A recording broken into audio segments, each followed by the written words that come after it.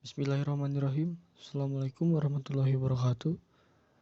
Alhamdulillahirrabbilalamin. Segala puji syukur saya panjatkan kehadirat Allah Subhanahu wa Ta'ala yang telah memberikan rahmat, taufik, dan hidayahnya kepada kita semua.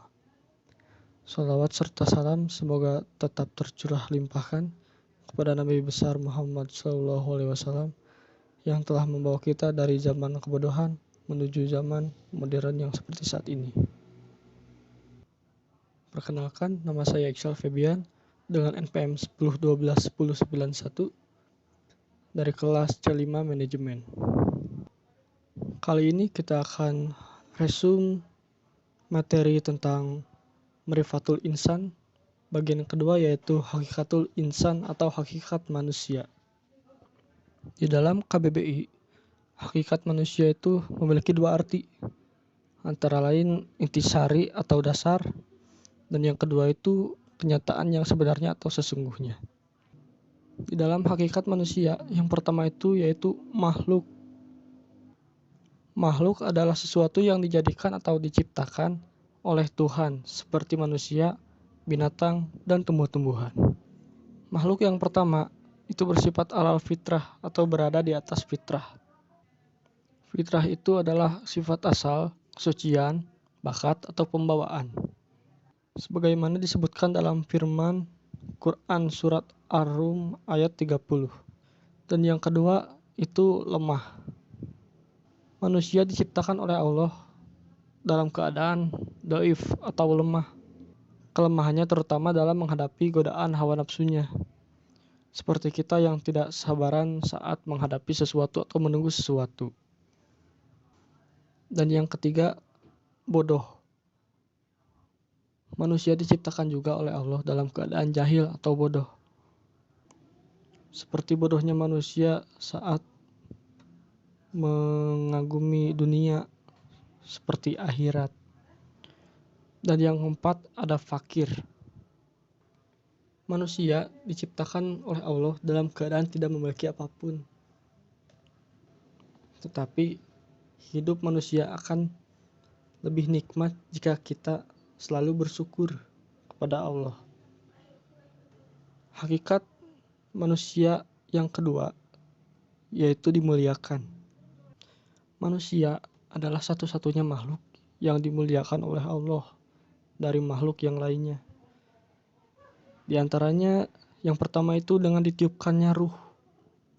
Seperti dalam Quran surat As-Sajadah ayat 9 yang artinya kemudian dia menyempurnakan dan meniupkan ruh ciptaannya ke dalam tubuhnya dan dia menjadikan pendengaran, penglihatan, dan hati bagimu.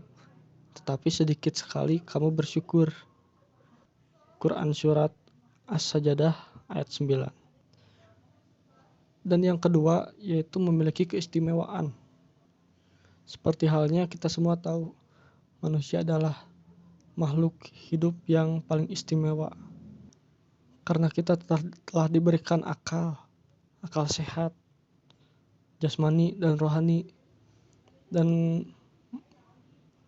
panca indera. Maka seharusnya kita sebagai manusia harus bersyukur kepada Allah agar kita tidak tergolongkan kepada manusia yang munafik. Kemudian yang ketiga, ditundukkannya alam padanya. Di poin ketiga ini terbukti bahwa alam tunduk pada manusia. Dari sini kita lihat manusia memang sangat istimewa. Maka kita harus selalu bersyukur kepada Allah. Kemudian hakikat manusia yang ketiga yaitu dibebani.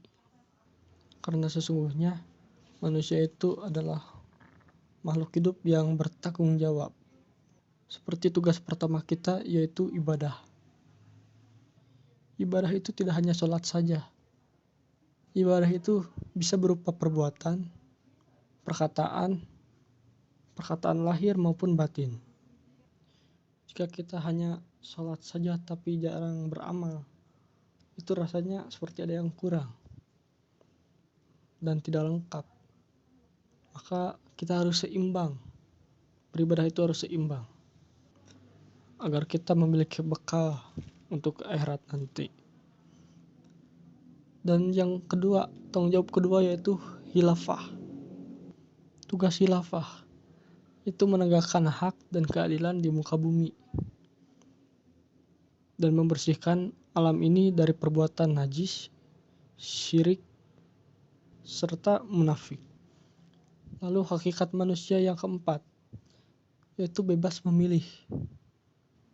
Manusia bebas memilih untuk menjadi orang yang beriman atau menjadi orang yang kafir.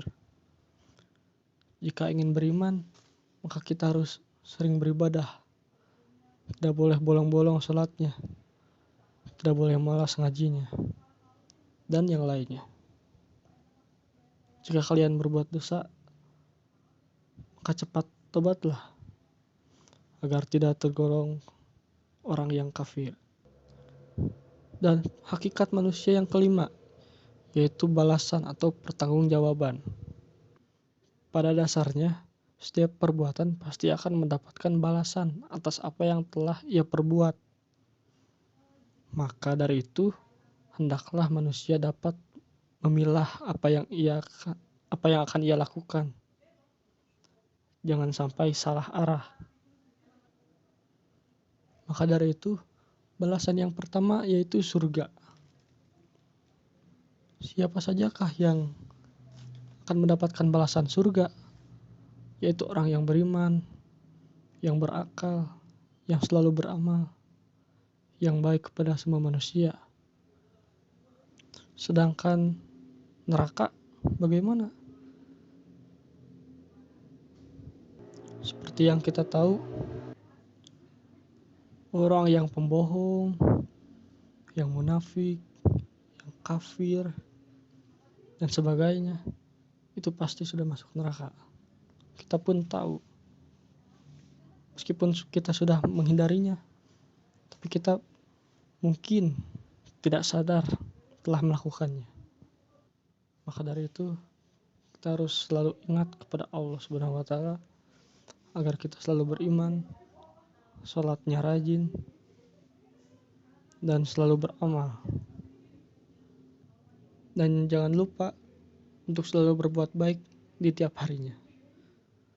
Mungkin hanya sekian saja penjelasan dari saya. Terima kasih. Assalamualaikum warahmatullahi wabarakatuh.